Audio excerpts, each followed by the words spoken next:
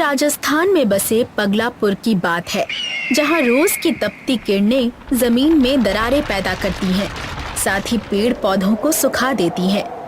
लेकिन इस सब के बावजूद पगलापुर के आधे से ज्यादा लोग एक और बड़ी समस्या से परेशान थे, और वो समस्या थी पानी की समस्या। अरे मंगला, इतनी रात गए तुम मटका लेकर कहाँ जा रही हो? जी मैं कुएं से पानी लाने जा रही हूँ जी। क्या? अरे तुम पागल वागल हो गई हो क्या? तुम्हें अगर किसी ने देख लिया तो बेवजह बवाल खड़ा हो जाएगा, पता है ना? तो हो जाने दो जी, लेकिन घर में पानी की एक बूंद भी नहीं है। क्या मैं अपने बच्चों को प्यासा मरने दूं? नहीं, आप मुझे जाने दीजिए, छोड़िए। देखो मंगला, मैं तुम्हारी बात समझता हूँ, लेकिन तुम्हें पता है ना, हम कुएं और तालाब का पानी जमींदार की आज्ञा के बिना नहीं ले सकते। अरे छोड़ो जमींदार साहूकार की बातें, वो होते कौन है हमें रोकने वाले? पानी पर सबका समान अधिकार है।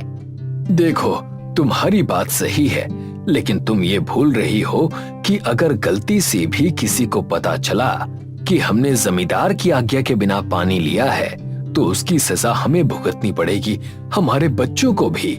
इसीलिए सोच लो क्या करना है। रामू की बात सुनकर मंगला ने मटका नीचे रख दिया और चुपचाप सो गई, लेकिन उसके मन में कल सुबह की चिंता खाए जा रही थी। वहीं सुरई और पगलापुर के पड़ोसी गांव बदलापुर में बड़ी अजीब घटनाएं हो रही थीं। हाँ अम्मा, अभी अभी खाना खाकर घर लौटा हूँ। आप चिंता मत कीजिए, मैं यहाँ ठीक हूँ। मैंने कह दिया ना माँ। अरे ऐसे कैसे मैं वापस आ जाऊं? इतनी मेहनत करने के बाद मुझे अच्छी टीचर की नौकरी मिली है, और आप चाहती हैं कि मैं वो सब छोड़कर फिर से घर आ जाऊं, वो भी सिर्फ इसलिए कि मुझे थोड़ा जुकाम हुआ है? वाह रे वाह। नहीं नहीं, अभी आप मेरी बात सुनिए, मैं यहाँ ठीक हूँ। आप मेरी चिंता छोड़िए, अब सो जाइए। मैं अब फोन रखता हूँ और सो जाता हूँ, ठीक है? तभी रोहित की नजर घर के मटकों पर पड़ी। अरे ये क्या, पानी से भरे मटके खाली किसने किए? लगता है गांव वालों की बातें सच हैं। वाकई में काली माँ का प्रकोप हुआ है। तो ये थी वो अजीब घटना। अचानक गायब हुए पानी के बारे में रोहित ने तुरंत ही ग्वालों को बताया, और पूरे सरपंच ऑफिस में बवाल मच गया। नहीं नहीं, हमें और कुछ नहीं सुनना सरपंच जी, आप इस समस्या का हल ढूंढिए, वरना गजब हो जाएगा। देख रहे हो ना, बेचारे हमारे स्कूल के मास्टर जी के घर से भी पानी गायब हो गया। नहीं नहीं, ये सही नहीं।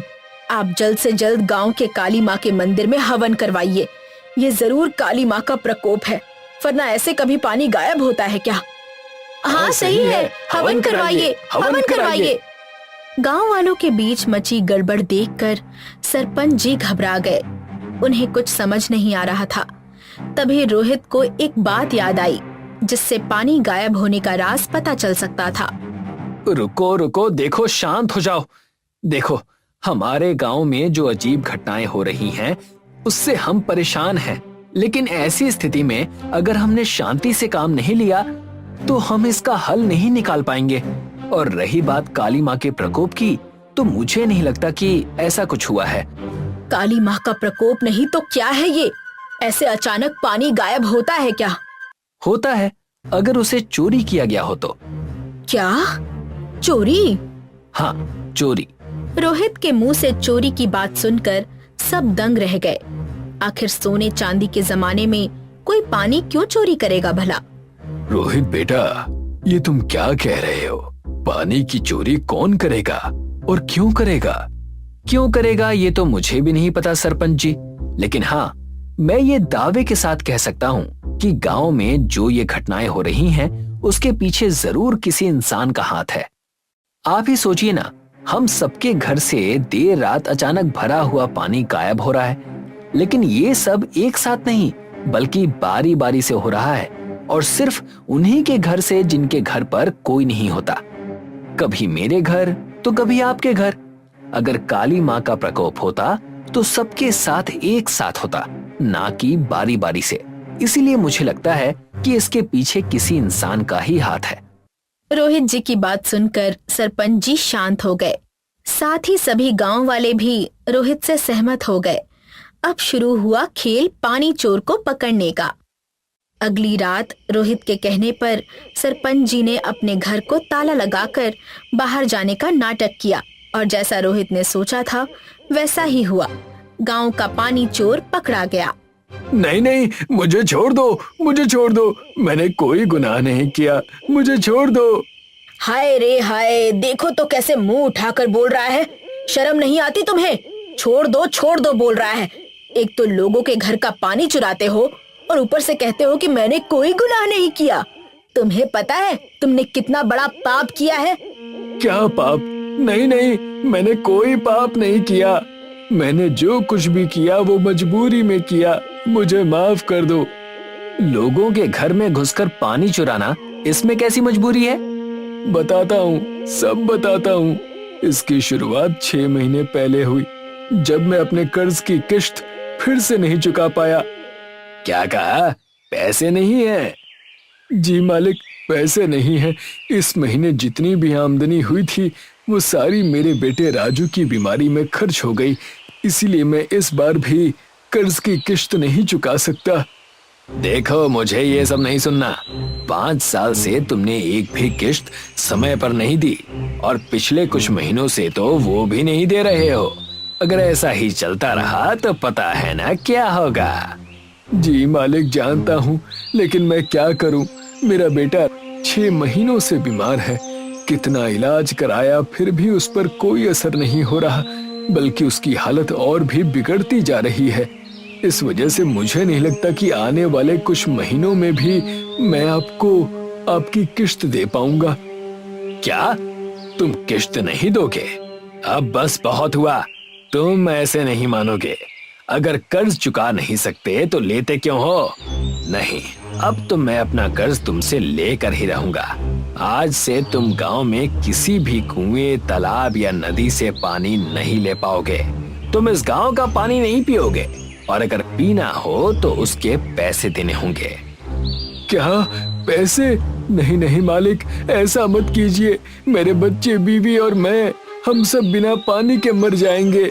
हम पर दया कीजिए मालिक, दया कीजिए। और इस तरह से जमींदार ने हमसे पैसे लेने शुरू कर दिए। क्या? लेकिन ये तो गलत है, वो ऐसा नहीं कर सकते। कर सकते हैं, क्यों नहीं? गांव का कुआं, तालाब और नदी के आसपास की जमीन जमींदार के नाम पर है, इसीलिए वो कुछ भी कर सकता है। शुरुआत के दिन तो ठीक थे। जमींदार ने एक बार 500 रुपए लिए, लेकिन धीरे धीरे उसकी क्रूरता बढ़ती गई और उसने पैसे बढ़ाने शुरू किए। कभी 500 से 1000, 1000 से 2000, 2000 से 3000 और अब सीधा 5000 रुपए। मेरा बेटा राजू बीमार है, मेरी सारी आमदनी उसकी इलाज में खत्म हो जाती है। इसमें ये सब मैं नहीं दे सकता, इसीलिए मैंने सोचा कि अगर अपने गांव से नहीं तो किसी और गांव से पानी ले आता हूँ। इसीलिए मैंने चोरी करनी शुरू की। वैसे तो यहाँ के कुएं से पानी ले सकता था, लेकिन मुझे डर था कि अगर ये बात जमींदार को पता चल गई तो वो हमारा जीना और भी मुश्किल कर देगा। इसीलिए ये सब मेरी मजबूरी थी। रामू की कहानी सुनकर पूरा बदलापुर हक्का बक्का रह गया। सब सुनकर सन्न हो गए। तभी रोहित ने रामू की मदद करने का निश्चय किया। रामू, हमें माफ कर दो। हमने तुम्हें ना जाने कितना बुरा भला कहा, लेकिन अब बस, हम स्वतंत्र भारत के नागरिक हैं और आज के जमाने में तुम्हारे पानी के हक पर कोई पाबंदी नहीं लगा सकता। ये पाप है, घोर पाप, और इसकी सजा उस जमींदार को मिलकर रहेगी। रोहित की बात सुनकर रामू की आंखों में उम्मीद जगी और उसके बाद अगले दिन तुरंत रामू रोहित के साथ पुलिस थाने चला गया।